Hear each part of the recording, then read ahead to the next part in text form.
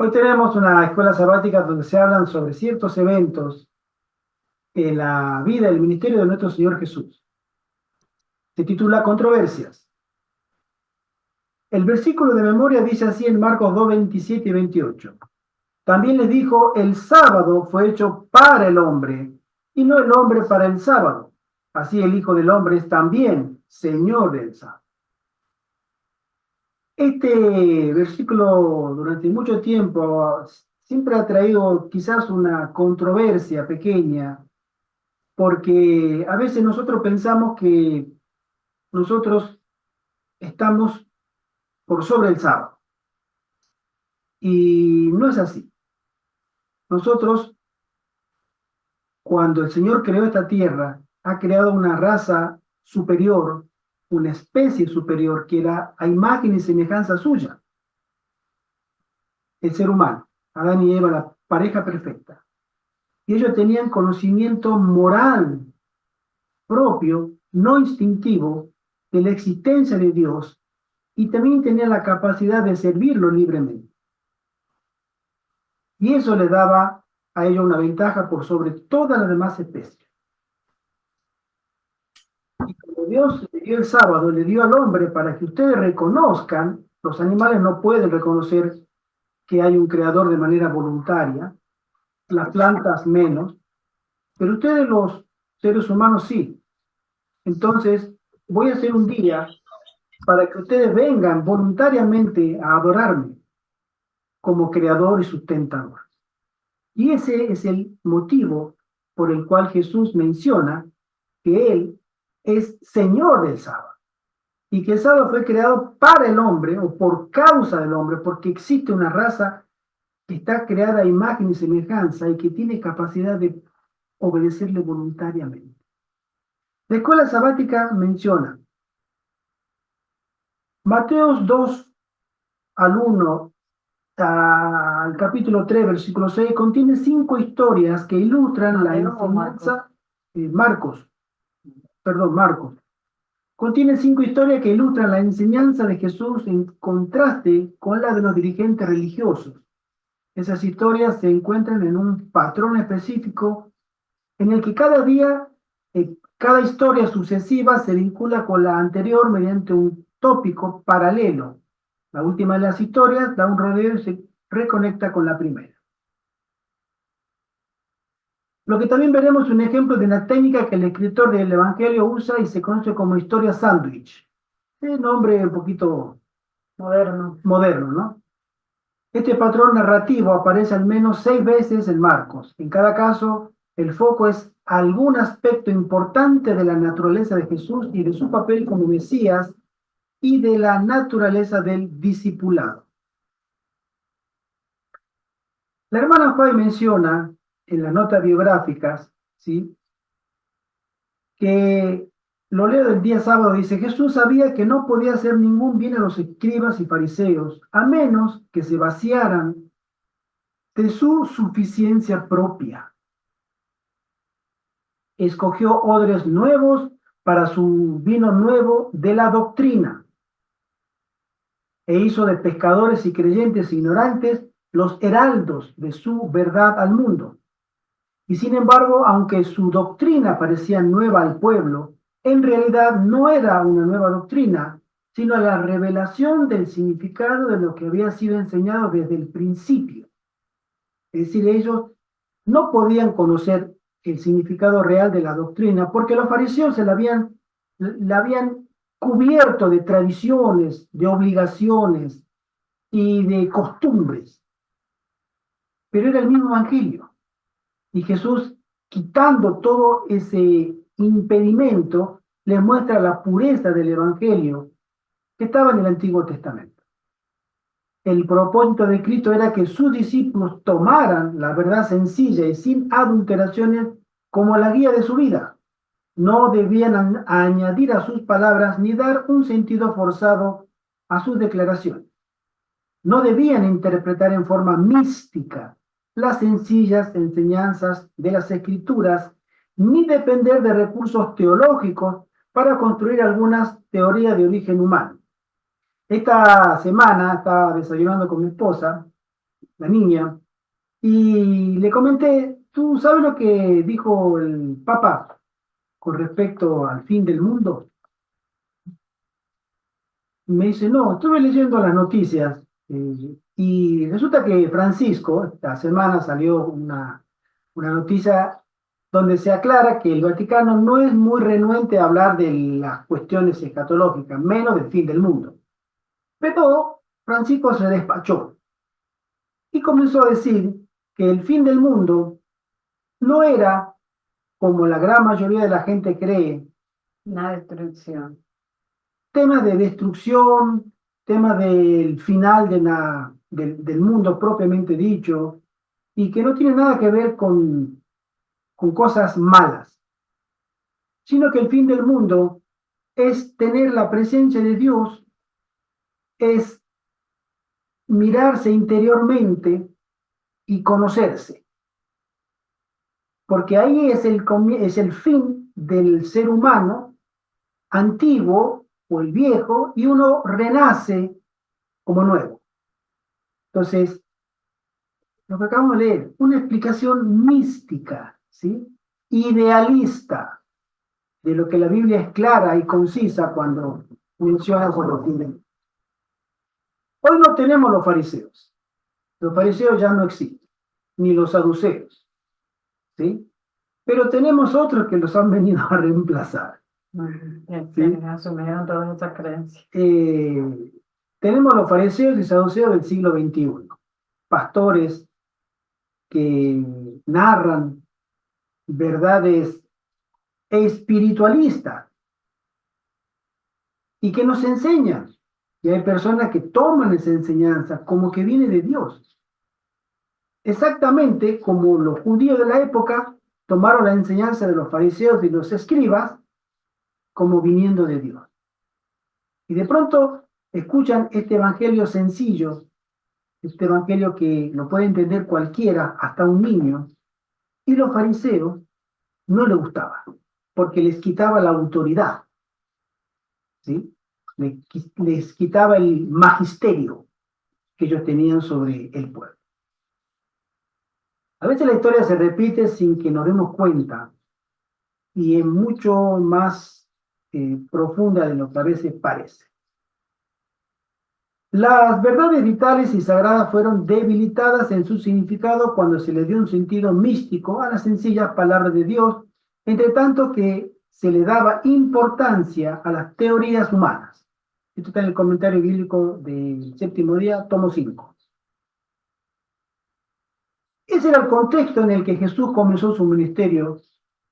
Por eso él no se hizo amigo de los fariseos, aunque él era también considerado por los mismísimos fariseos y escribas como maestro, ¿sí? Y no pudo congeniar con ellos desde el mismo comienzo, porque él le quitó a la palabra todo lo que las costumbres y las tradiciones judías habían puesto sobre la palabra para ellos tener el control del pueblo. Y Jesús quitó todo esto, volvió a mostrar al pueblo la sencillez de las enseñanzas del Evangelio y se ganó al pueblo, pero se hizo enemigo innecesariamente de los líderes. En Marcos 2, vamos a leer una historia, capítulo 2, verso 1 al 12. Y dice así, Jesús sana a un paralítico. Lo leo. Entró Jesús otra vez a Capernaum después de algunos días y se oyó que estaba en casa. E inmediatamente se juntaron muchos de manera que ya no cabían ni aún a la puerta y les predicaba la palabra. Entonces vinieron a él unos trayendo un paralítico que era cargado por 4. Y como no podían acercarse a él a causa de la multitud, descubrieron el techo de donde estaba y haciendo una abertura bajaron el lecho en que yacía el paralítico. Fíjense ustedes yo veo la fe, no solamente del paralítico, del cual Jesús le dice que era un hombre que tenía fe, sino de los amigos, porque los amigos también creían que Jesús podía obrar un milagro en él. Y todo el equipo de esos amigos que se subieron al techo, pobre, lo subieron a él, al paralítico, entre cuatro, hicieron un agujero en el techo y lo bajaron, me imagino con cuerda, alguna forma lo habrán bajado, para que quede ahí al lado de Jesús. Ese acto de fe Jesús lo notó muy encomiable. Al ver Jesús la fe de ellos, dijo al paralítico: hijo, tus pecados te son perdonados. Estaban allí sentados algunos de los escribas, los cuales cavilaban en sus corazones. ¿Por qué habla este así? Blasfemia, dice. ¿Quién puede perdonar pecados sino solo Dios? Y conociendo luego Jesús en su espíritu que cavilaban de esta manera dentro de sí mismo, les dijo: ¿por qué os caviláis así en vuestros corazones? ¿Qué es más fácil decir al paralítico: tus pecados te son perdonados? O decirle: levántate, toma tu lecho y anda. Pues para que sepáis que el Hijo del Hombre tiene potestad en la tierra para perdonar pecados, se gira y dice al paralítico: a ti te digo, levántate, toma tu lecho y vete a tu casa. Entonces él se levantó enseguida y tomando su lecho salió delante de todos, de manera que todos se asombraron y glorificaron a Dios diciendo: nunca hemos visto tal cosa. Si nosotros hubiéramos estado presenciando, o si ahora vemos algo similar, lo mínimo que diríamos es: nunca hemos visto tal cosa. Porque ellos estaban delante del Hijo de Dios y no lo reconocen. Hay una palabra de la sierva del Señor que son muy significativas. Está en las notas biográficas, que dice así: cuando el pobre paralítico sufriente fue llevado al Salvador, la urgencia del caso parecía no admitir un momento de demora, porque el cuerpo ya mostraba rastros de descomposición. Era un paciente terminal, aparentemente. Cuando aquellos que lo llevaban en su cama vieron que no podían llegar directamente a la presencia de Cristo, inmediatamente abrieron el techo y bajaron la cama donde yacía el enfermo de parálisis. Nuestro Salvador vio y comprendió perfectamente su condición. También sabía que este miserable tenía una enfermedad del alma mucho más grave que el sufrimiento corporal. Sabía que la carga mayor que había llevado por meses era una carga de pecado. Hermanos, muchos de nosotros tenemos una situación similar. Muchos de nosotros cargamos enfermedades psicosomáticas. Está llamada así hoy por hoy, ¿no? Por la ciencia, enfermedades de la mente que se revelan en sintomatología física. Pero son desequilibrios, trastornos mentales, o si no, más específicamente, en mi humilde opinión, espirituales. Hay personas que sencillamente han tenido una rencilla familiar y no perdonan, no pueden perdonar, y viven años y hasta décadas separados del familiar, y llevan su vida normal, entre comillas, pero ese rencor les enferma. Conozco casos muy cercanos de ese tipo de personas, que como el paralítico, Jesús lo vio y le dijo: tienes problemas también, no solamente físicos, tú tienes problemas espirituales. A veces nosotros tenemos ese enfoque moderno de atribuir toda dolencia a un trastorno físico o a un desequilibrio de la salud, cuando muchas veces nuestras dolencias provienen de un espíritu quebrantado, de un espíritu herido, de un espíritu que no está en paz. Por eso le dijo al paralítico: primero, tus pecados te son perdonados. O sea, voy a tratar la raíz de tu problema. Tu parálisis es el síntoma de lo que pasa en tu interior. Entonces los fariseos dijeron: ¿pero qué es esto? ¿Quién es este que Solo Dios perdona pecados. ¿Cómo puede este hijo del carpintero perdonar pecados? Y Jesús les leía la mente. Sigo leyendo el relato, dice así. Nuestro Salvador vio y comprendió perfectamente su condición. También sabía que este miserable tenía una enfermedad del alma mucho más grave que el sufrimiento corporal. Sabía que la carga mayor que había llevado por meses era una carga de pecado. La multitud esperaba en el suspenso más absoluto para ver cómo Cristo trataría este caso, aparentemente tan desesperanzado, y se asombraron al oír las palabras que cayeron de sus labios. Ten ánimo, hijo, tus pecados te son perdonados. Esas eran las palabras más preciosas que podían llegar a oído de ese enfermo sufriente, porque la carga de pecado había sido tan pesadamente sobre él que no podía encontrar el menor alivio. Cristo levantó la carga que lo oprimía tan abrumadoramente. Al ser restaurada la mente a su estado de paz y felicidad, el cuerpo sufriente puede ahora ser alcanzado. Cristo, cuando lo vio a este hombre, que sus amigos con mucha fe junto con él vinieron desde el techo, él vio que él traía un problema mucho peor que su parálisis. Él traía un espíritu herido, lleno de pecado. Y Jesús tomó la causa de su enfermedad en primer lugar y después atendió el síntoma. Nosotros como adventistas tenemos esa bendición de Dios de poder obrar en el pleno siglo XXI de la misma manera por medio de la obra médica misionera que el Señor a nosotros nos ha dado como pueblo para que seamos bendición a los demás. No solamente sanar la parte física, sino llevarle un mensaje de paz y perdón. Conoce a Dios, reconcíliate contigo mismo, perdónate a ti mismo, perdona a los demás. Entonces la sanidad de tu alma se va a reflejar también en la salud de tu cuerpo. La última obra de evangelismo se hará por este medio.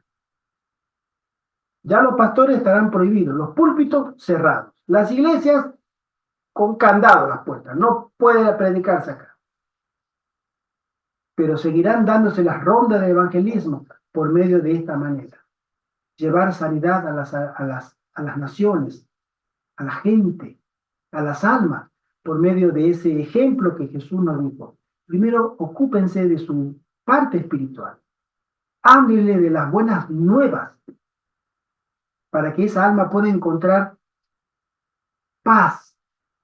¿Usted sabe cuántas almas hoy por hoy están deseando encontrar paz y no saben cómo? No saben cómo. Recurren a mil formas. Por eso debemos orar para que Dios mande obreros para asumir, porque la mies, el campo es muy grande y los obreros pocos. El hombre paralítico con sus 4 amigos, por lo tanto, tuvieron que llevarlo hasta Jesús. La necesidad obvia del hombre era física. Sin embargo, dice la lección, cuando llega ante la presencia de Jesús, las primeras palabras de Jesús que Jesús pronuncia tienen que ver con el perdón de pecado. Voy a contar algo personal, pero que viene al caso. Hace un tiempo atrás estuve con mis hijas. Yo las amo. Son mis hijas. Le cambié los pañales. A una primera de ellas, yo estuve en su sala de parto. Es más, tuve ese privilegio de sacarla de su madre. Una cosa preciosa. Muy linda. Inolvidable para mí. Y estaba muy contento de poder verlas. Y bueno, ella tiene la influencia de su madre, que es muy contraria a que tenga yo contacto con ella, en fin. Y quería tener una linda conversación, pero me di cuenta que estaban muy lastimadas por ver. Y me dio mucha pena. mucho más de lo que ustedes se imaginan porque son mis hijas. Y no toleran ciertas cosas, no soportan lo que pasó, la separación, no superan la separación de su papá, etcétera. Ya son adultas, pero oro para que la sanidad de sus almas puede llegar primero, porque hay mucha gente así que necesita encontrar paz en su corazón para perdonar a los demás. Yo les dije, acérquense a Dios, perdonen, perdona a tu papá, perdona a tu mamá, sean felices, olviden, superen, miren al cielo.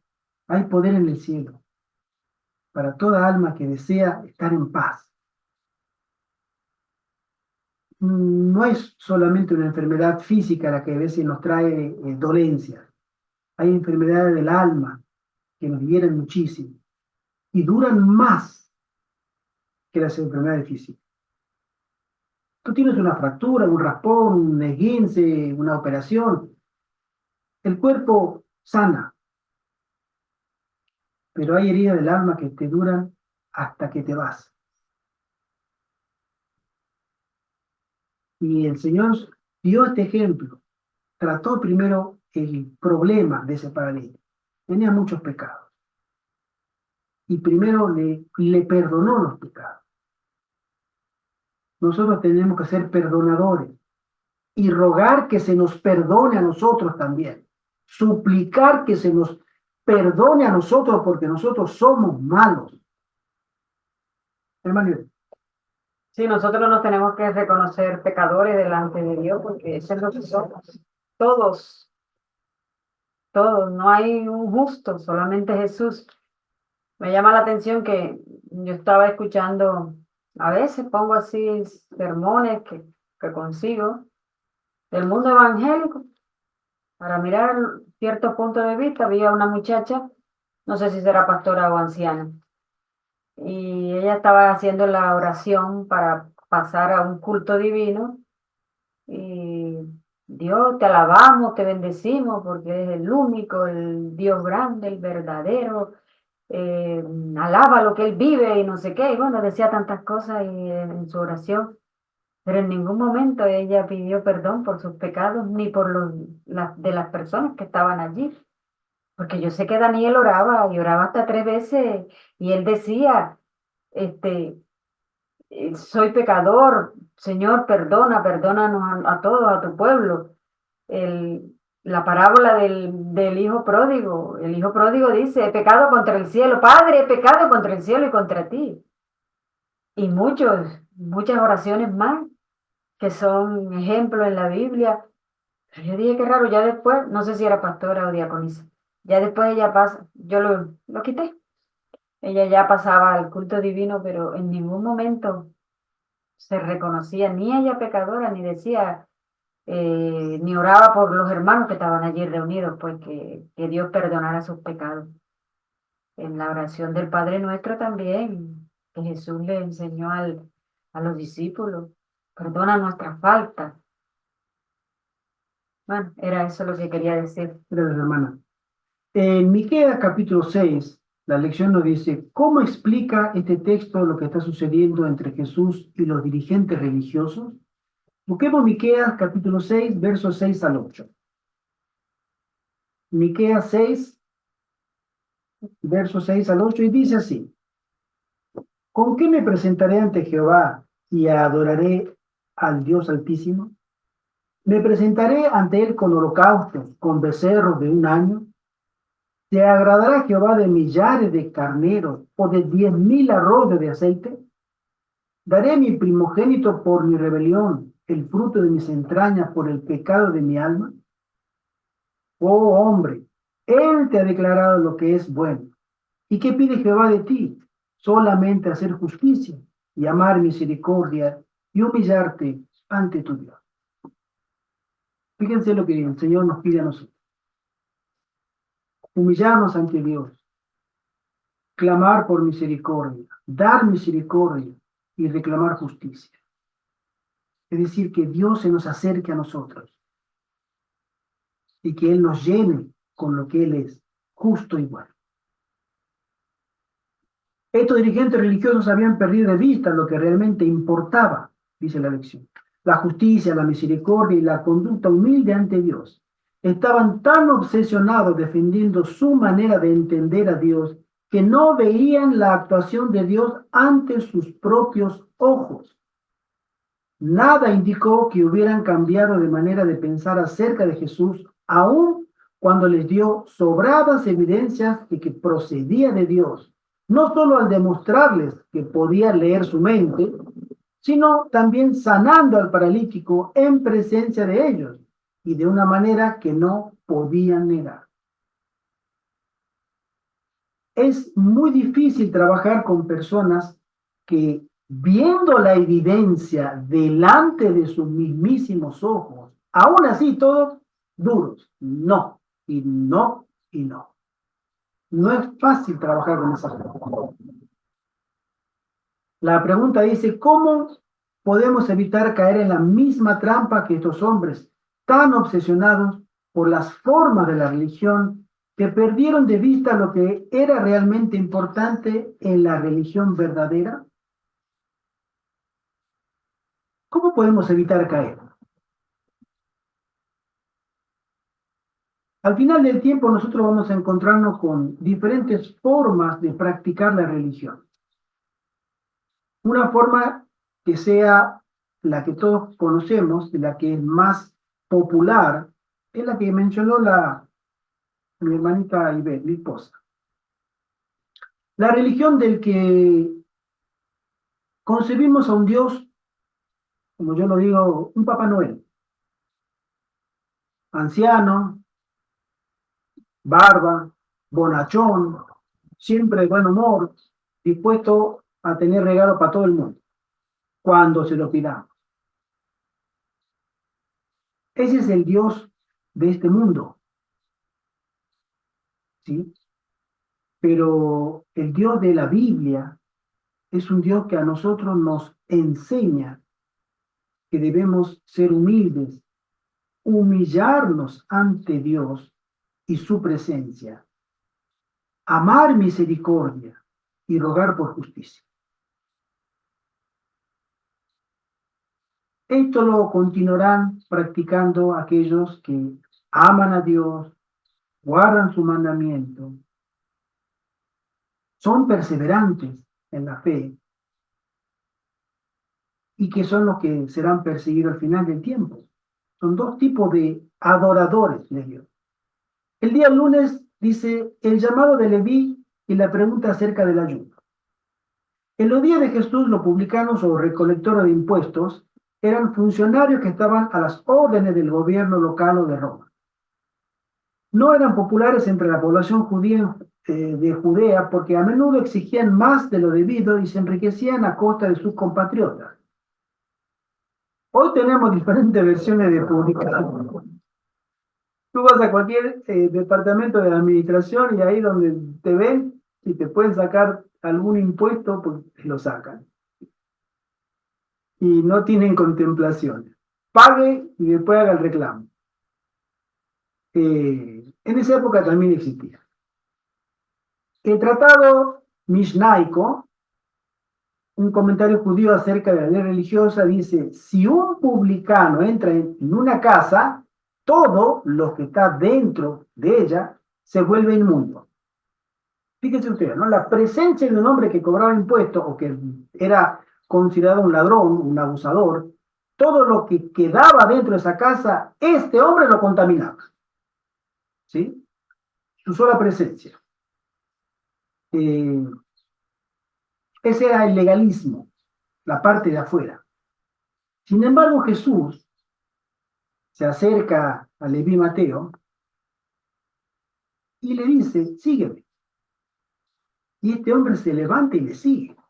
Fíjense ustedes, a diferencia de otro rico, o un hombre que tenía mucho dinero, digamos, porque los publicanos eran de posición muy acomodada, el joven rico, Jesús le dijo también, sígueme.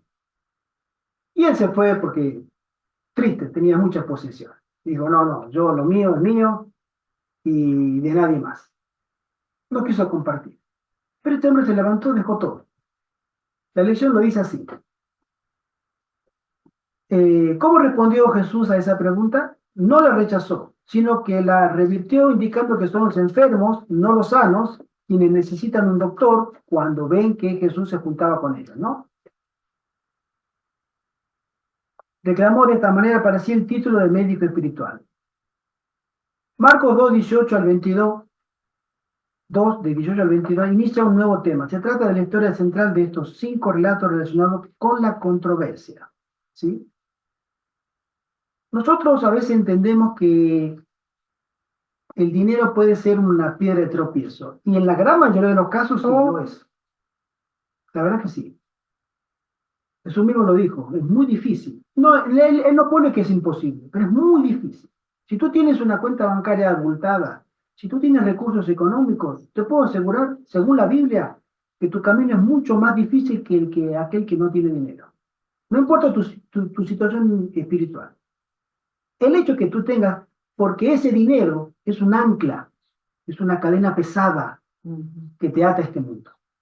Y que para que tú te liberes de esa ancla, de esa cadena que te enrolla y te planta en este mundo, es muy difícil de sacar.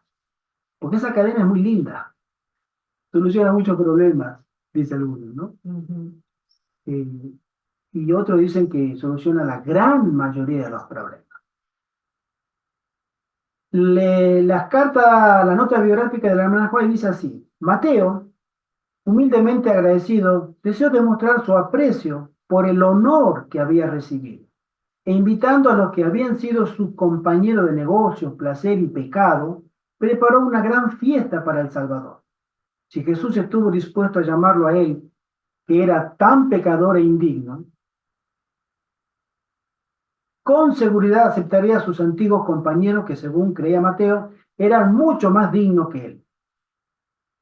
Mateo tenía algo que acá lo menciona la sierva del Señor. Se percibía a sí mismo pecador. Y se percibía más pecador que sus amigos. Por eso aceptó con honor la invitación del maestro, que le dijo, ven y sigue. Mateo tenía el gran anhelo de que compartieran los beneficios de las misericordias y la gracia de Cristo. Deseaba que supieran que Cristo, a diferencia de los escribas y fariseos, no despreciaba ni odiaba a los publicanos y pecadores. Quería que conocieran a Cristo como el bendito Salvador. Ese era Mateo. Y renunció a todos sus bienes, renunció a todo su zona de confort, que era bastante, su influencia, sus honores, porque las personas, hoy no es tanto, hoy no es tanto, hoy las personas que tienen mucho dinero, a menos que sean muy, muy ricos y conocidos, pero las personas que tienen mucho dinero no son tratadas con esa excelencia. Antes sí. Antes uno entraba con su séquito de siervos y era considerado una dignidad de persona. Aunque fuera quien fuera, de pecador no, era rico. Y hoy, si tuviéramos a un Leví Mateo que quisiera abandonar todo por la gracia de Dios, por las misericordias de Dios, sería un gran ejemplo. Yo me estoy acordando uno de estos días de un Leví Mateo, por así decirlo, ¿no?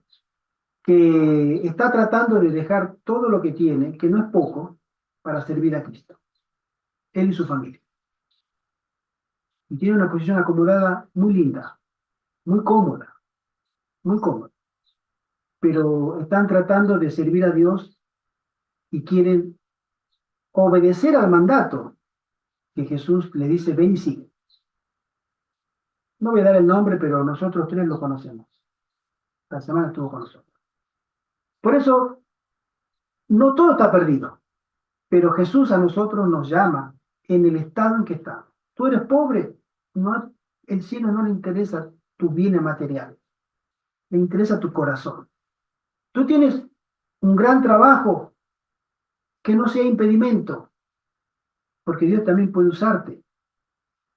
Tú tienes una gran educación y eres una buena persona o eres una mala persona. Dios le interesa que tú puedes ser convertido. Fijémonos en Saulo, muy influyente, muy sabio, un hombre que tenía cualidades como muy pocos, pero era un tirano. Y sin embargo, llegó a ser el Pablo, el apóstol de los gentiles. Dios tiene poder para transformar a cualquier hombre o mujer que se someta al poder del Espíritu. Continuamos que dice la lección así. El día martes, el Señor del sábado. En Marcos 2, 23 y 24, vamos a leerlo. Marcos capítulo 2, dice así 23 y 24. Aconteció que al pasar él por los sembrados un día de sábado, sus discípulos andando comenzaron a arrancar espigas. Entonces los fariseos le dijeron, mira, ¿por qué hacen en el día de reposo lo que no es lícito? ¿Era lícito Comer.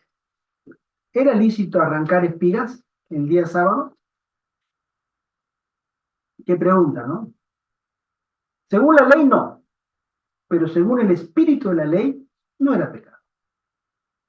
Los fariseos miraban la letra de la ley, pero Jesús miraba el espíritu de la ley. Por eso también le da el ejemplo después que le dice, si ustedes tienen un burro, tienen una cabra que se cae el día sábado, ¿van a dejarla morir ahí en el hoyo? ¿O van a tirar una cuerda o uno mismo se va a meter adentro y otro arriba y van a sacar al animal como puedan para que no muera? Si ustedes lo hacen con un animal, ¿cuánto más no lo haríamos haciendo el bien para una persona cuando él realizaba milagros en días sábados? Los fariseos acusan a los discípulos de quebrantar el sábado. La tradición judía prohibía 39 formas diferentes de trabajo durante el sábado. Estas incluían, según los fariseos, lo que los discípulos habían hecho. En Marcos 2, capítulo 20, verso 23 al 28, dice así. Bueno, ya miramos el 24, sigo con el verso 25. Pero él les dijo, ¿nunca leísteis lo que hizo David cuando tuvo necesidad y sintió hambre, él y los que con él estaban? Como entró en la casa de Dios, siendo Abiatar sumo sacerdote, y comió los panes de la proposición, de los cuales no es lícito comer sino los sacerdotes, y aún dio a los que con él estaban. También les dijo, el día de reposo fue hecho por causa del hombre, y no el hombre por causa del día de reposo. Por tanto, el Hijo del Hombre es Señor aún del día sábado. Era una forma de Jesús volver al espíritu del Evangelio. La nota biográfica de la sierva del Señor dice así: al apartarse los judíos de Dios y dejar de apropiarse la justicia de Cristo por la fe, el sábado perdió su significado para ellos. Nosotros, si no entendemos lo que es la justicia de Cristo por la fe, textuales palabras que dice esta frase del día de la nota biográfica, del martes, el sábado, que va a ser la piedra de toque, la piedra de controversia, va a perder significado para nosotros. No le vamos a entender, no vamos a poder estar a la altura de las circunstancias si perdemos de vista lo otro. Satanás estaba tratando de exaltarse a sí mismo y de apartar a los hombres de Cristo, y obró para pervertir el sábado, porque es la señal del poder de Cristo. Los dirigentes judíos cumplían la voluntad de Satanás, rodeando de requisitos pesados el día de reposo de Dios. En los días de Cristo, el sábado había quedado tan pervertido que su observancia reflejaba el carácter de hombres egoístas y arbitrarios, más bien que el carácter del amante Padre Celestial. Los rabinos representaban virtualmente a Dios como autor de leyes cuyo cumplimiento era imposible para los hombres, pero era hora de Cristo disipar estos falsos conceptos. Hermano José Antonio. Una pregunta. ¿Cómo puede la religión verdadera convertirse en tinieblas si las personas no son cuidadosas? Es decir, si no estudiamos la palabra de Dios, si no tenemos un corazón limpio entregado al Señor, es decir, la imitación de Jesucristo, la mejor religión, aunque sea verdadera, la estropeamos. Todo esto es para nosotros y también para todos. No nos confiemos. Es que yo soy adventista, etcétera. Hermanos, el Espíritu Santo que nos llene totalmente para que no caigamos en este fariseísmo. Amén. Dice la hermana Juárez en referencia a la observancia correcta y al espíritu del sábado, cuando leemos Isaías 58, ella dice lo siguiente: no puedo instar demasiado a todos los miembros de nuestra iglesia, a todos los que son verdaderos misioneros, a todos los que creen el mensaje del tercer ángel, a todos los que apartan su pie del sábado para que consideren el mensaje del capítulo 58 de Isaías. La obra de beneficencia ordenada en dicho capítulo es la que Dios requiere que su pueblo haga en este tiempo. Es obra señalada por Él. No nos deja en duda en cuanto a dónde se aplica el mensaje y al momento de su cumplimiento señalado, porque leemos: y edificarán los de ti los desiertos antiguos, los cimientos de generación y generación levantarás, y serás llamado reparador de portillos, restaurador de calzadas para habitar. El monumento recordativo de Dios el sábado o séptimo día, recuerdo de la obra que hizo al crear el mundo, ha sido desplazado por el hombre de pecado. El pueblo de Dios tiene una obra especial que hacer para reparar la brecha que ha sido abierta en su ley. Y cuanto más nos acercamos al fin, más urgente se vuelve esta obra. Todos los que amen a Dios demostrarán que llevan su sello observando sus mandamientos. Amén. Amén. Jesús indica que además de que el sábado fue creado para el beneficio de la humanidad, no a la inversa, y que el fundamento de tal aseveración es que Él es Señor del sábado. Jesús vuelve a tener una controversia, dice la lección, acerca del sábado con los dirigentes religiosos. Siempre los dirigentes religiosos le están poniendo palo en la rueda. Siempre. No hay una vez en que ellos están de acuerdo en la enseñanza de Jesús. Pero no lo podían rebatir, porque él hablaba con autoridad. No así los fariseos, que el pueblo lo conocía. Eso sucede hoy. Hoy tenemos fariseos siglo XXI. Bueno, en todas partes. Voy a hacer no la excepción, porque acá el hermano ex sacerdote católico. Pero a veces cuando escucho o miro un reportaje en las noticias de un sacerdote católico, cuando se pone a hablar de moralidad, orden jurídico, orden social, orden familiar, orden en cuanto a los hijos. Normalmente uno escucha a las personas que tienen experiencia, pero el cura, el párroco, con todo el respeto a todos los párrocos, no tienen familia, no tienen hijos, no saben lo que es cambiar un pañal, llevar a un hijo a la escuela o llevarlo al médico cuando esté enfermo, o curarlo en casa con la paciencia de que no te deja dormir 3 noches porque llora y llora. Y tú me vas a venir a mí a enseñar cómo crear un hijo, porque te lo han enseñado por medio de la psicología. Esas personas que se ponen como baluartes, así eran los fariseos, y la gente lo sabía. Tú me pones a mí a decir cómo yo tengo que dirigir mi familia si tú no tienes ni una. ¿Qué sabes tú de dirigir a una familia o de dirigir a una esposa? Si tú eres célibe. Bueno, el mismo plano tenían los contemporáneos de Jesús. Por eso le decían, Jesús habla con propiedad. Cuando él habla es porque dice la verdad. Aquellos no, aquellos dicen porque les toca decir para conservar la influencia y el poder.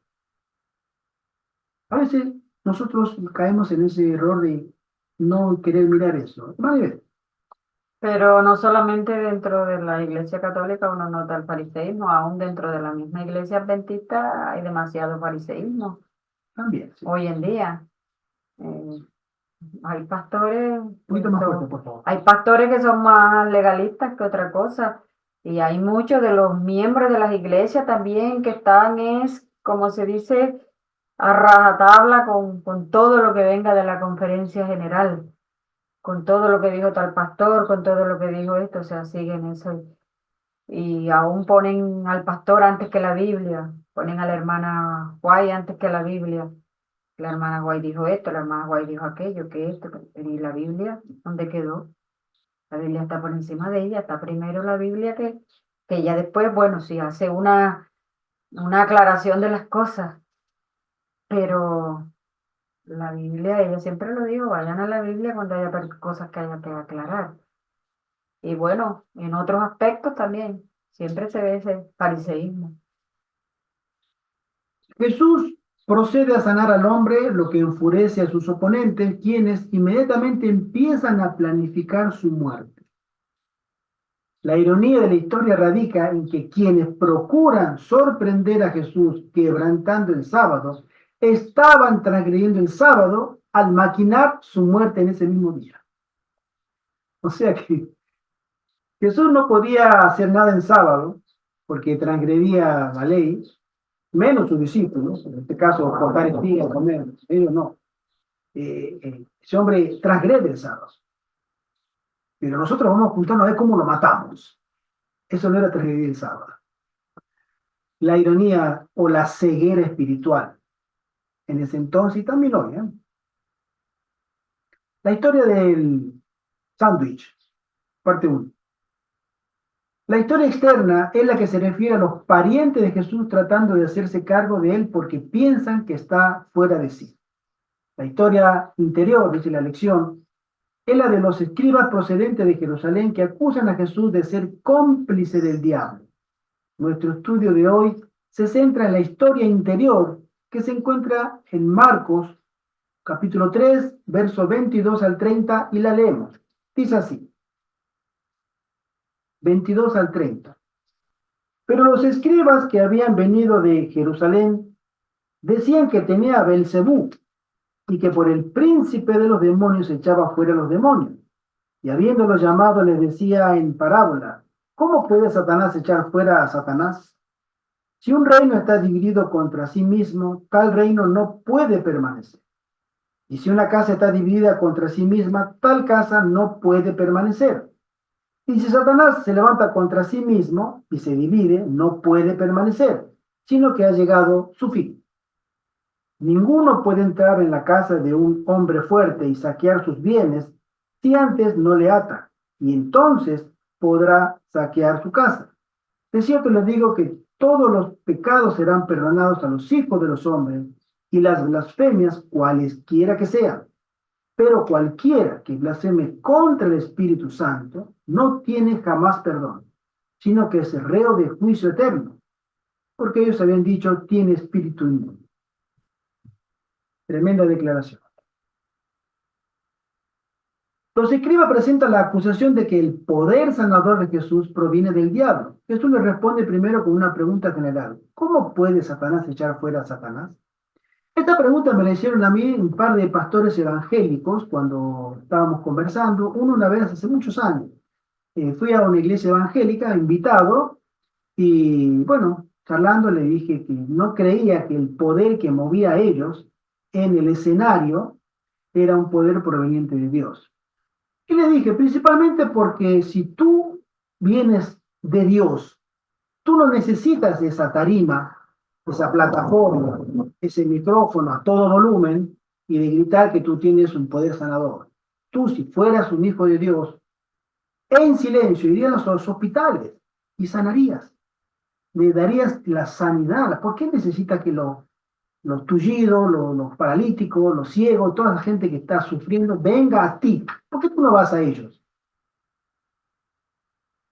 Sería a la inversa, tú le harías un gran favor a ellos. Demostrarías misericordia si viene de Dios. ¿Por qué tiene que ser aquí? ¿Por qué pasa a una clínica? ¿Por qué no vas a un hospital? Y le da sanidad a todos. Tú tienes ese poder, ¿no? Yo no lo tengo, pero tú tienes. Ah, pero el Señor me ha ungido a que yo lo haga acá, etc. A veces nosotros perdemos de vista ciertas cosas. No tiene sentido que Satanás obre en contra de sí mismo. Jesús procede luego a hablar de la división dentro de un reino, de una casa, etc. Luego el Señor cambia súbitamente de ilustración y habla de atar a un hombre fuerte a fin de saquear su casa. En este último ejemplo, Jesús es el ladrón que entra en la casa de Satanás y quien ata al príncipe de las tinieblas para poner en libertad a sus cautivos. Este relato, la hermana Juárez lo menciona, y dice así: nadie se endurece tanto como aquellos que han despreciado la invitación de la misericordia y mostrado aversión al Espíritu de gracia. Nadie se endurece tanto. La manifestación más común del pecado contra el Espíritu Santo consiste en despreciar persistentemente la invitación del cielo a arrepentirse. Cada paso dado hacia el rechazamiento de Cristo es un paso hacia el rechazamiento de la salvación y hacia el pecado contra el Espíritu Santo. Hay una frase que estoy recordando ahora, esta mañana estaba escuchando un sermón, y que menciona, el pastor mencionaba una frase que muchos cristianos la repetimos de forma inconsciente: nosotros seremos juzgados por la luz que hemos recibido. Y si bien es cierto, es una frase que puede tener sentido, no lo tiene del todo. Es decir, es una verdad, pero no es completa. Porque nosotros seremos juzgados por la luz que hemos recibido y también por la luz que no hemos querido recibir. Es que si usted es un católico, va a ser juzgado por lo que es católico cuando fue invitado varias veces a conocer el verdadero evangelio y lo rechazó, ¿no? Que yo soy católico, siempre católico, moriré católico, mi familia, mis padres católicos, yo católico, mis hijos católicos, etc. ¿Tú crees que el Espíritu Santo tendrá de ti consideración si fuiste rechazando sus invitaciones persistentemente? Nosotros también estamos llamados a crecer en gracia y en conocimiento. Y seremos juzgados por la luz que hemos recibido y por también la que pudiéramos haber recibido y no quisimos. Acá se aplica este ejemplo. Al rechazar a Cristo, el pueblo judío cometió el pecado imperdonable y desoyendo la invitación de la misericordia, podemos cometer el mismo error. Insultamos al príncipe de la vida y le avergonzamos delante de la sinagoga de Satanás y ante el universo celestial cuando nos negamos a escuchar a sus mensajeros, escuchando en su lugar a los agentes de Satanás que quisieran apartar de Cristo nuestra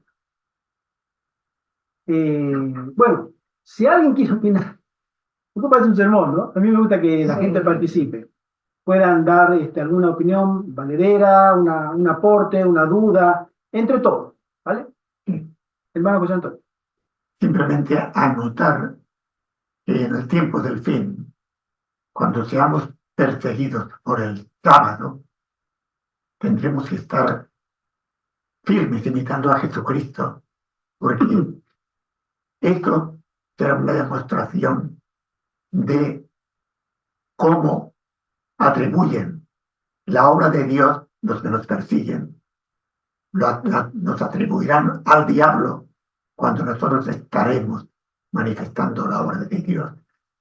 Era para confirmarnos en la fe, porque esto que estamos comentando hoy, que confundir la obra de Dios, el Espíritu Santo, con el diablo, es lo que vamos a sufrir nosotros.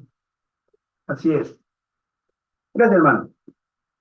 La hermana Juay hace una explicación muy interesante sobre el pecado imperdonable. En la nota biográfica, o sea, mejor dicho, eh, en las notas de la escuela sabática, menciona así: ¿en qué consiste el pecado contra el Espíritu Santo? Dice la hermana Juan. En atribuir voluntariamente a Satanás la obra del Espíritu Santo. Supongamos, por ejemplo, que uno presencie la obra especial del Espíritu de Dios. Tiene evidencia convincente de que la obra está en armonía con las Escrituras y el Espíritu testifica a su Espíritu que es de Dios. Pero más tarde cae bajo la tentación, lo domina el orgullo, la suficiencia propia o alguna otra característica mala, y rechazando toda la evidencia de su carácter divino, declara que lo que antes reconoció como ser del Espíritu Santo era poder de Satanás. Por medio de su Espíritu es como Dios obra en el corazón humano. Y cuando los hombres rechazan voluntariamente al Espíritu y declaran que es de Satanás, cortan el conducto por medio del cual Dios puede comunicarse con ellos. Más claro, imposible. El pecado imperdonable, dice la lección, es el pecado contra el Espíritu Santo y consiste en atribuir al diablo la obra del Espíritu. La razón por la que Jesús hace la declaración de los versículos 28 y 29 es que los escribas dicen que él tiene un espíritu inmundo, cuando en realidad tiene al Espíritu Santo. Si llamas a la obra del Espíritu Santo la obra del diablo, no escucharás al Espíritu Santo, pues nadie en su sano juicio quiere ser guiado por Satanás. Ahora, ¿por qué el hecho, esta es una buena pregunta al final del día miércoles, dice, ¿por qué el hecho de temer haber cometido el pecado imperdonable es en sí una evidencia de que no se lo ha cometido? ¿Alguien puede responder esa pregunta? Repito, ¿por qué el hecho de temer haber cometido el pecado imperdonable es en sí una evidencia de que no se lo ha cometido? Hermano Arturo. Eh, digamos que cuando el Señor dijo que lleváramos su yugo, dijo que era fácil porque su carga era ligera, ¿verdad? Y porque Él era manso y humilde de corazón. El espíritu del Señor es manso y humilde, ¿no?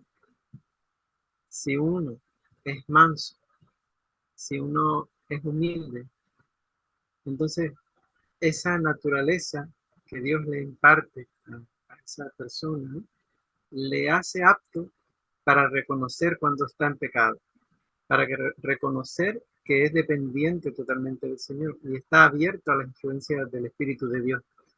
Y he leído varias veces eso en Espíritu de Profecía, que, que precisamente cuando uno se siente pecaminoso, cuando uno se siente en pecado, que no es digno, es una de las señales que uno está cerca de Dios, que uno está en la presencia de Dios. Es lo que humildemente puedo compartir. Nosotros si tenemos la sensación, gracias hermano Arturo, si nosotros tenemos la sensación espiritual, la necesidad de admitir que realmente se nos fue la mano, por así decirlo, es porque el Espíritu Santo todavía está trabajando en nosotros. Por eso dice la pregunta, ¿por qué el hecho de temer haber cometido? Si yo tengo miedo o estoy pensando, creo que cometí el pecado, es porque el Espíritu Santo todavía está obrando en mí. Y el pecado imperdonable no ha sido consumado. Porque el pecado imperdonable consumado es donde el Espíritu Santo te deja, te abandona, porque ya no se puede hacer más nada contigo. Y esa persona comienza a tener la autosuficiencia o el orgullo y la soberbia de sostener hasta el fin, lo que yo digo es así, es verdad, yo no estoy equivocado. Lo que digo a ustedes no les gusta, pero es la verdad, etcétera, etcétera. La autosuficiencia. Pero si tú piensas que algo todavía estás ahí pensando que puedo haber rechazado, es porque el Espíritu Santo todavía en tu mente, en tu espíritu, te está llamando. Hermano José Antonio. Sí, esto se aplica también al tiempo del ciclo que hemos estado comentando. Porque nosotros, al cumplir y vivir santamente el sábado, la persecución, los vecinos, la familia, etcétera, nos van a amenazar. Entonces sentiremos dentro de nosotros, ¿me estaré equivocando? ¿Estaré yo fuera de la verdad? Y este temor de que no estamos obedeciendo a Dios, de que estamos equivocados, que no queremos desviarnos de los mandamientos de Dios, eso será una señal de que estamos en buen camino. Amén. Amén. Amén. El día jueves tenemos el título que dice la parte 2 de la historia sándwich, ¿no? Al leer Marcos 3, 20 y 21, lo leemos, dice así: y se agolpó de nuevo la gente, de modo que ellos ni aún podían comer pan. Cuando lo oyeron los suyos vinieron para prenderle, porque decían, está fuera de sí. Una acusación, dice la lección, de inestabilidad mental es algo muy serio. Lo típico es que esto surja de experiencias en las que una persona se convierte en una amenaza para su propia seguridad o la de otros. Una persona emocionalmente inestable puede surgir o puede generar situaciones de peligro, ¿vale? La familia de Jesús sintió que ese era su caso, pues estaba tan ocupado que ni siquiera se detenía para alimentarse. Decidieron entonces hacerse cargo de él. Y ese es el punto en el que la historia exterior de la estructura narrativa en forma de sándwich es interrumpida por la historia interior acerca de los escribas que acusaban a Jesús de complicidad con el diablo. Son dos historias en una, ¿sí? Vamos a leer Marcos 31 al 35 del capítulo 3, que dice así: vienen después sus hermanos y su madre, y quedándose afuera, enviaron a llamarle. Y la gente que estaba sentada alrededor de él le dijo, tu madre y tus hermanos están afuera y te buscan. Y él le respondió diciendo, ¿quién es mi madre y mis hermanos? Y mirando a los que estaban sentados alrededor de él, dijo, he aquí mi madre y mis hermanos, porque todo aquel que hace la voluntad de Dios, ese es mi hermano y mi hermana y mi madre. Acá entramos en un terreno, si se puede llamar, un tanto delicado, los vínculos familiares. ¿Cómo el cielo contempla nuestros vínculos familiares? Ustedes han puesto a preguntar de manera seria y profunda, ¿cómo considera el cielo los vínculos familiares que yo tengo con los míos? Con mi esposo, con mi esposa, con mis hijos o hijas, con mi mamá, con mi papá. Es los vínculos más inmediatos. Bueno, Jesús mismo lo dijo, el que quiere a hijo o a padre más que a mí no es digno de mí. O sea que los vínculos familiares están en un segundo plano para Dios y para Jesús. Es lo que pienso. ¿Vale? Es cierto, eso lo dice la Biblia. Ujú. Y lo que dice la Biblia es completa autoridad. Pero a veces nosotros no queremos sino entender lo que nuestras raíces familiares nos llaman, O el corazón te dice. o el corazón, ¿sí? A comportarnos.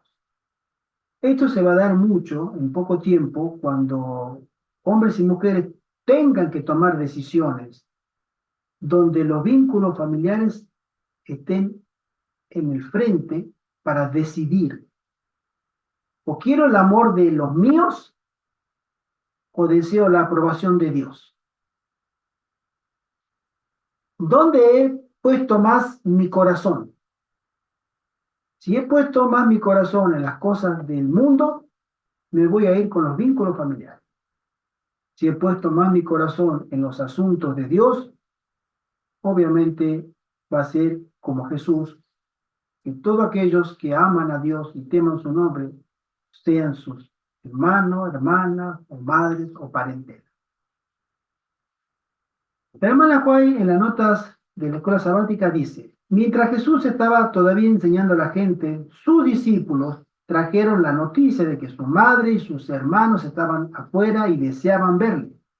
Él sabía lo que sentían ellos, su familia, en su corazón. Y respondiendo él al que le decía esto, dijo, ¿quién es mi madre y quiénes son mis hermanos? Y está la frase que acabamos de leer. Y ella dice, todos los que quisieran recibir a Cristo por la fe iban a estar unidos con él por un vínculo más íntimo que el del parentesco humano. ¿Tú quieres unirte a Jesús con un vínculo más íntimo del más fuerte de los vínculos que nosotros los seres humanos tengamos en esta tierra, que es nuestra familia? ¿Tú quieres unirte a Dios con un vínculo más fuerte que ese? Bueno, iban a ser uno con Él, como Él era uno con el Padre. Al creer y hacer sus palabras, su madre se relacionaba en forma salvadora con Jesús y más estrechamente que por su vínculo natural con Él. Sus hermanos no se beneficiarían de su relación con Él a menos que le aceptasen como su Salvador personal. No es fácil decir, hijo, no tengo tiempo para ti porque quiero dedicarme a Dios. En la experiencia que tenemos nosotros en nuestro puesto de avanzada, antes de haber llegado acá y después de haber llegado acá, ha corroborado mucho este postulado. Hay muchos hermanos y hermanas que se han comunicado con este Salvador, no pocos, que no podían o no querían venir porque tenían el problema con la familia. De una u otra manera, con los hijos, con la esposa, no querían y no iban a venir porque no tenían el beneplácito o no tenían la aprobación familiar. Este es un tema que puede resultar para algunos, a mí que me importa, pero para otros puede resultar un poco delicado, porque el Señor está mirando y pesando los corazones. Y si hoy nosotros nos encontramos en la disyuntiva de que pronto habrá una crisis, una crisis grande, de dimensiones colosales, y que el Señor nos llama a prepararnos para esa crisis, exactamente como le dijo a Noé, prepárate para lo que viene, porque si no, tú también no podrás pasar. Pero él obedeció, junto con su familia, y él preparó un arca. No sabía para qué preparaba algo que nunca iba a ser, nunca fue usado. No se conocía un arca, no había río, no había mar, no había océano, no había nada. Y sin embargo, él preparó lo impensado y lo inexplicable. Pero cuando vino la crisis, porque la palabra de Dios se cumple, y la crisis vino, él estaba dentro del arca y todos los demás estaban fuera. No me nivel.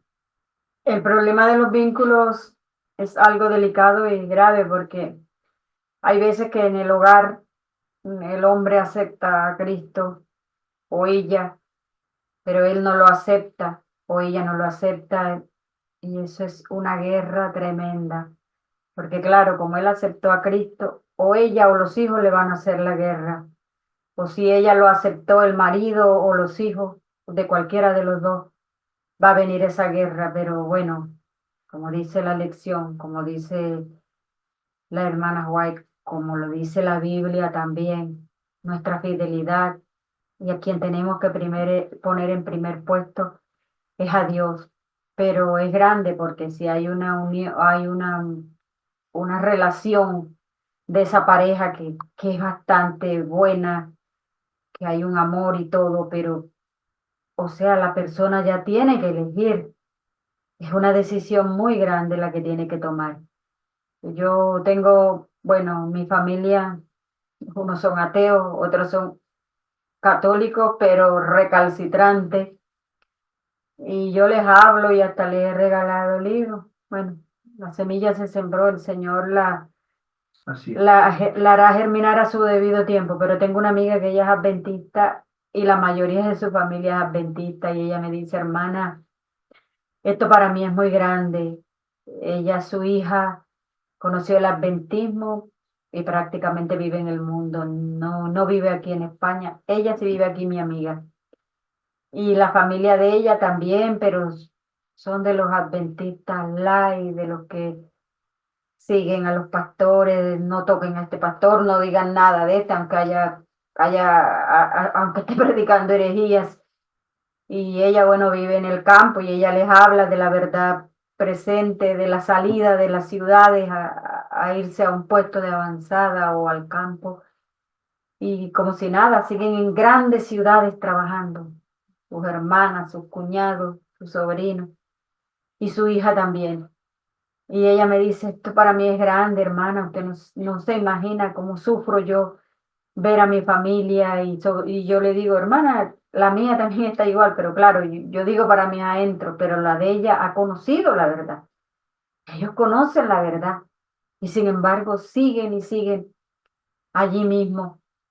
A veces los invita a que vengan a visitarla y le sacan excusa, no, a mí el campo me da mucha tristeza, a mí el campo no me gusta, o sea, ni un día quieren venir a estos pueblos o a estos sitios donde está ella. Era eso. Sí. Bien, la cita de la nota de la Escuela Sabática de la Sierra del Señor con este tema dice así. Aquí y allá un miembro individual de una familia es fiel a las convicciones de su conciencia y es obligado a permanecer solo. Eso ha pasado muchísimo. La línea demarcatoria se traza distintamente.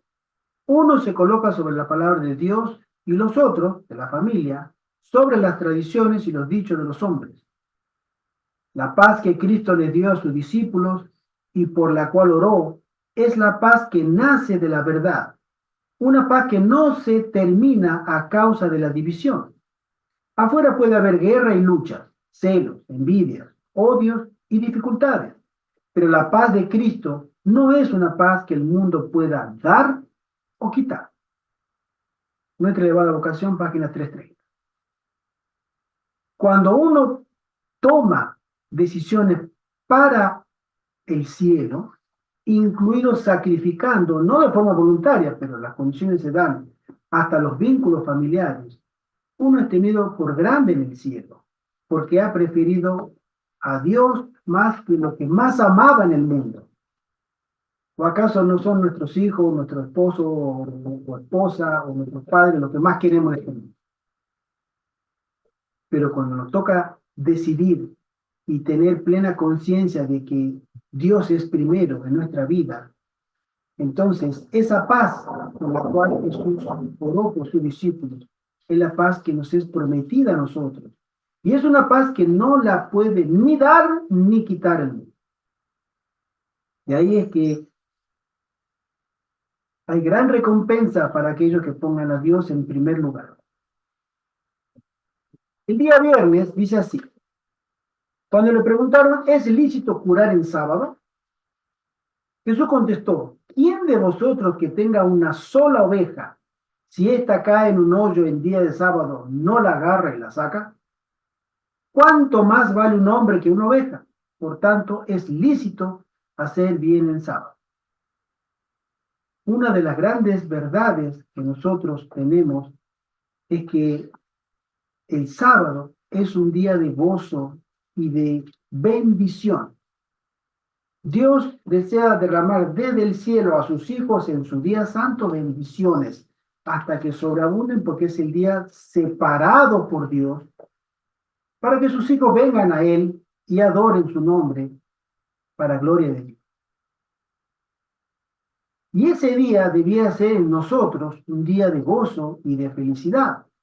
Esas horas sagradas debieran usarse para hacer el bien. Aquellos que hayan tenido la bendición de visitar enfermos en sábado es una cosa muy linda.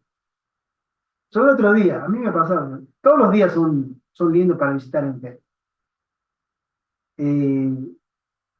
Yo no he ido a visitar todavía a hombres en la cárcel. Mi hermano Carlos fue, y él me invitó un par de veces, hace muchos años. él me dijo, ¿por qué no vamos a la casa a visitar? Me han invitado. Y yo justo ese sábado, no me acuerdo por qué, le dije, no puedo. Y no fui. Y él fue. Y resulta que cuando él fue, después lo vi, él visitaba a un hombre, nosotros habíamos tenido 20 años aproximadamente, éramos jóvenes. Y Carlos fue. Él se hizo amigo de un preso, y ese preso después llegó a casa. Cuando él lo liberaron, al poco tiempo, le devolvió la visita a mi hermano y llegó a nuestra casa. Y yo me di cuenta, hasta el día de hoy lo recuerdo eso, que ese muchacho, no soy yo, que todos queríamos ser amigos de él. Había aceptado el Evangelio, había leído el deseo de toda la gente, me acuerdo. Pero con mi hermano Carlos tenía eso que yo no me explicaba, una afinidad, un aprecio, una gratitud. Y él siempre lo miraba, él le decía Carlitos. Y él lo miraba a Carlitos y decía, yo Carlitos lo veo así. Él fue a visitarme. Yo estaba allá guardado, decía. Él fue a visitarme. Y siempre decía eso. Y yo me perdí ese privilegio, me acuerdo. Porque tenía que haber dicho Carlito y Gerardo. Pero no se dio. Pero era un hombre muy, muy agradecido. Y él siempre recordaba, pero Carlito fue a visitarme. Él fue a visitarme cuando yo estaba en la cárcel, yo estaba guardado allá, decía, y él fue a visitarme. Y eso yo me acuerdo mucho. Lo que sí recuerdo, en las horas del sábado, que en Barcelona, una vez estuve un accidente serio, estaba trabajando en un edificio, en las luces, las escaleras, había que poner luz, o había que cambiarla, la normativa de la luz. Entonces me mandaron a trabajar a mí. Y todos los escalones bajaban, descanso, escalones bajaban, entonces había que cambiar todos los cables. Y yo pongo la escalera, como es un ambiente, un terreno desparejo, son las escaleras especiales que tienen diferentes formas de ponerlas, ¿no? Y subo a cambiar, había que poner el cable de tierra. Cuestión. No sé qué pasó, que el escalón donde estaba puesto en el peldaño de la escalera se resbala y yo me caigo de la escalera y por la escalera. Me desmayo. Lo único que recuerdo es que estaban los paramédicos poniéndome un collarín acá, cuando me despierto. No sé qué pasó. Tuve como una semana internado, hemorragia interna, etcétera, etcétera. Y yo me acuerdo perfectamente que fueron 2 personas de la iglesia del Clot a visitarme. Fue el pastor y una amiga. Y cuando yo estuve muy mal, que no podía moverme, esta amiga fue todos los días a visitarme. Y yo le puedo garantizar que es una alegría en el momento en que tú estás enfermo, te vayan a visitar. La presencia de ellos es un bálsamo a tu alma en el momento en que tú estás muy mal. Hacer el bien, como dicen, sin mirar a quién, es una forma de manifestar el Evangelio de manera muy eficaz. Nosotros debemos hacer el bien, sin mirar a quién, por supuesto. Los espías no se atrevían, dice la lección, a contestar a Jesús en presencia de la multitud por temor a meterse en dificultades. Sabían que él había dicho la verdad. Antes que violar sus tradiciones, dejarían sufrir a un hombre, mientras que aliviarían a un animal por causa de la pérdida que sufriría el dueño si lo descuidaba. Así manifestaban mayor cuidado por un animal que por el hombre, que fue hecho a la imagen de Dios. Esto ilustra el funcionamiento de todas las religiones falsas. ¿Sí? El último, fíjense ustedes, hoy tenemos una Agenda 2030. Ustedes se dieron cuenta que nosotros, la raza, el hombre, es el último. Hay que salvar a todos. Primero al planeta, a las plantas, a los pájaros, a las ratas, a las cucarachas. Hay que salvar a todos. Prohibido matar a nadie. Pero al final, lo que somos prescindibles somos los seres humanos. los nacidos y los no nacidos. Hay que matarlos a todos. Ese es el fundamento de una religión falsa. Exacto.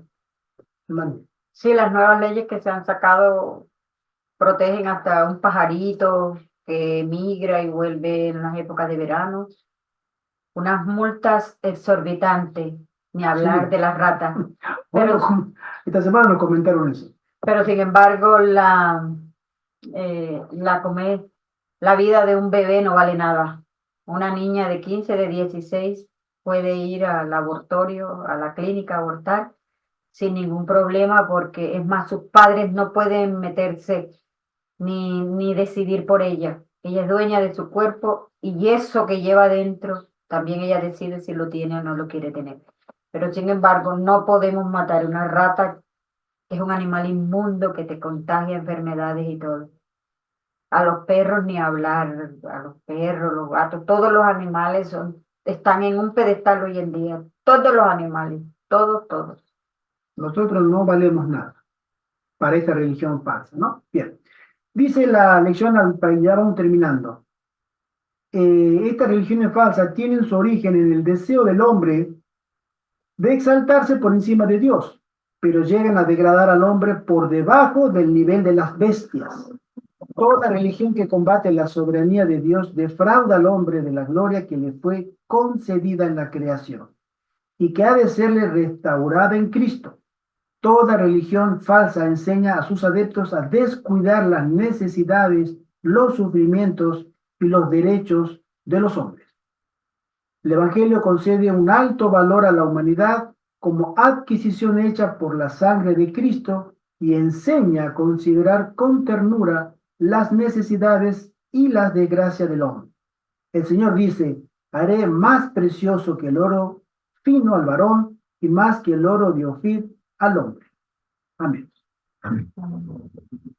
Que el Señor pueda ayudarnos y que el Señor pueda bendecirnos para que tengamos mayor discernimiento espiritual, mayor ungimiento del Espíritu Santo, porque necesitamos al embajador de Cristo más que nunca hoy para que nos llene y nos haga dar frutos del Espíritu. Ese es nuestro deseo y nuestra oración. Amén. Amén. Amén. Oremos. Padre nuestro que estás en el cielo, Señor, muchas gracias por este momento tan lindo que nos das de meditar en tus santas verdades.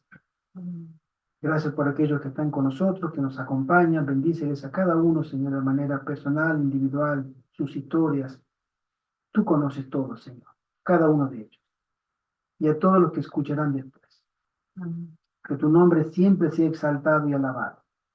Te lo suplicamos en el nombre de Jesús. Amén. Amén. Gracias por estar con nosotros. Queremos saludar a nuestra querida hermana Diana, a nuestra querida hermana Silvia. Feliz sábado para Feliz ustedes. sábado, que nos acompañan. A nuestro querido hermano Antonio también, que nos Antonio acompaña. también. Feliz sábado. Muchas gracias. Feliz sábado.